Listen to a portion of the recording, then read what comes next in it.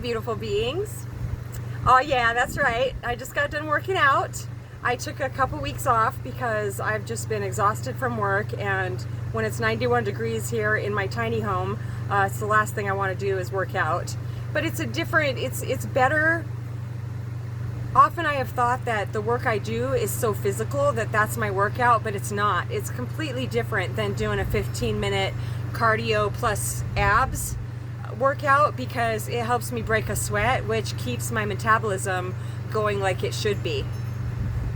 And it also helps with endorphins, dopamine, all the feel-good chemicals that my brain needs. And I'm not thinking anorexically.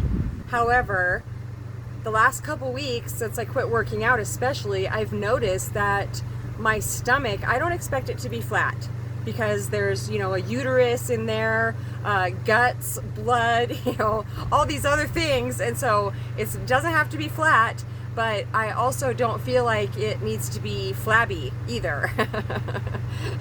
I don't expect it to be super tone at the age that I'm at, but I know how I feel good in my physical form, and I know that it's achievable if I just put a little bit of work into it. Also, I was slacking for a while there, and I've been eating a lot of things with lactose in it, and I am lactose intolerant. And even the lactase enzyme pills that I've been taking so I can eat these, the dairy stuff, they don't seem to be working. So I just need to cut that out. And I just want to feel as good as I possibly can, because when I feel really good physically, it obviously helps me feel really good mentally too. When I just was looking at my workout routine that I was going to do, for some reason, I can see at the top of all my playlists, I can see my channel and how many subscribers I have, and I just got 2 more. I have 95 subscribers now. Thank you so much. That's so exciting. Oh my gosh. I was just like, oh my gosh, that's so exciting. And later, Moonstar is going to move my camper from where it's at right now to right over there, where you see that shade, because I don't get good reception here at all. So I've been kind of feeling isolated from my friends, from my family, because we can't have phone conversations over here. So I had a conversation with my daughter over there, and it stayed pretty connected the whole time, which will be just wonderful. Ancients, is there anything that you wanted to talk about? Oh, all day we've been thinking about sorry, the wind is blowing. It's blowing in the window and blowing my phone over, but I have to have the air because I just got done working out, and there's just such a beautiful breeze going right now. I've been thinking all day about helping people hear their guides, which is our intuition. It's really no different.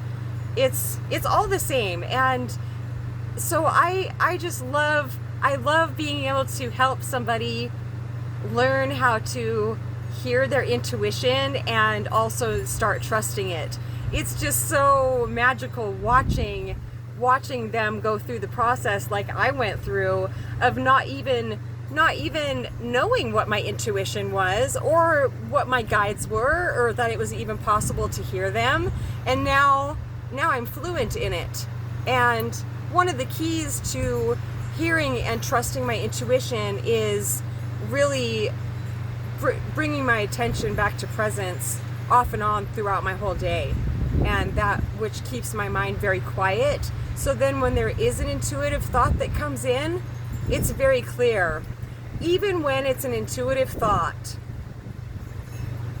and it's really exciting, I still have to let it go. And I know that may sound like a bummer, but I really don't want my mind getting hold of things, because I just got out of 6 years of an intense heartbreak. I feel I'm healed now, but I was deep in heartbreak, and because I let my mind get a hold of all these intuitive hits I was getting about this person, about how this person felt about me, about what our future would look like together. It was all real. That was our timeline. If we had been together, that's what it would have looked like. But see, the trick to it is, and no, I know that may sound like such a bummer to let that go, but it's crucially important for me to let those things go, because if they're supposed to happen, they're going to. And so when something like that comes in, I don't entertain any thoughts around this person that I was so heartbroken over. I don't entertain any thoughts around him at all. I may speak about him every so often, but what's the ancients, help me describe what the difference is. When a love song comes in, it just comes in my mind, it used to feel like it was directly attached to him, like it was coming from him somehow, from his higher self actually, and that it was a sign that he was thinking that about me, what was the words in the love song. And yeah, I had quite a love affair on the astral telepathically with him for a really long time, but it always led to feeling sad and still just being here by myself. So, which is totally fine, but I want a real experience on planet Earth. I don't want a telepathic one. They're reminding me, it really did help me to trust and hear my intuition even better. Hearing what was coming in so clearly from wherever. But I need to let that go, no matter what. So, okay, Ancients, what's a really good example of something recently just happened? I had an intuitive hit, and then it happened.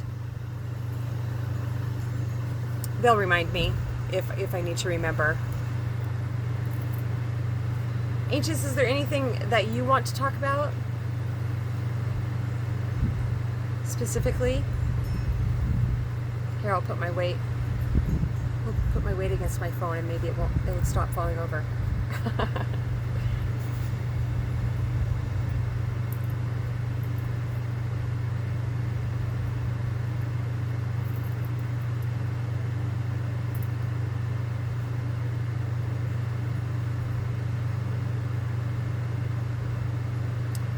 When I ask the ancients a question, my mind, I automatically go to presence, to no thought at all.